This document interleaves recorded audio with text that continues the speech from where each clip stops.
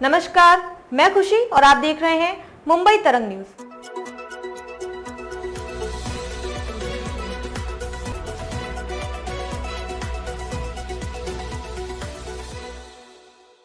महाराष्ट्र में बैंकों को मराठी भाषा का इस्तेमाल करना होगा।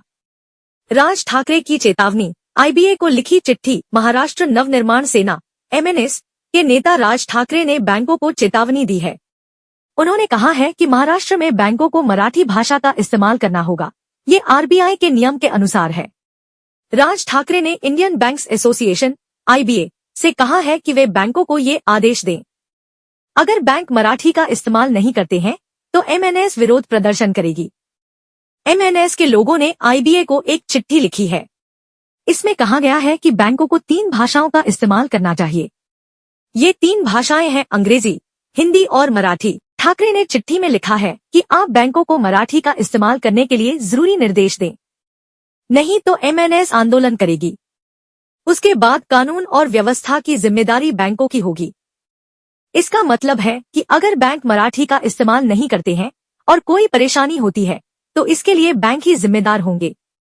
चिट्ठी में यह भी लिखा है कि आरबीआई ने पहले ही बैंकों को 3 भाषाओं में साइन बोर्ड लगाने और सेवाएं देने के लिए कहा है। हर राज्य में वहां की भाषा का इस्तेमाल करना जरूरी है।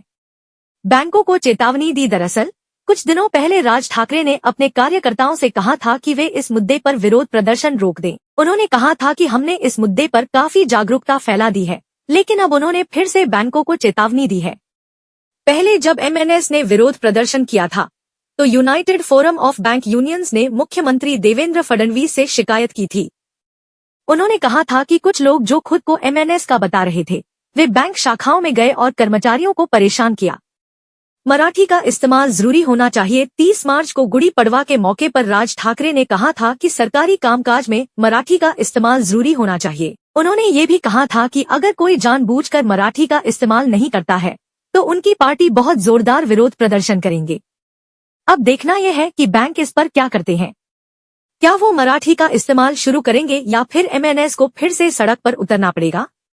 ये तो आने वाला वक्त ही बताएगा। लेकिन एक बात तो तय है, महाराष्ट्र में भाषा को लेकर राजनीति गरमाई हुई है।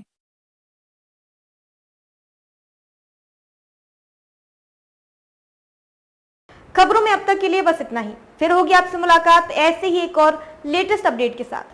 तब तक के लिए नमस्कार और बने रहिए मुंबई तरंग न्यूज पर। ऐसे ही ताजा अपडेट के लिए हमारे YouTube चैनल मुंबई तरंग न्यूज को सब्सक्राइब करें और तुरंत नोटिफिकेशन पाने के लिए बेल आइकन प्रेस करना ना भूलें। और यदि आप हमें फेसबुक के माध्यम से देख रहे हैं तो हमारे चैनल को फॉलो जरूर करें। धन्यवाद।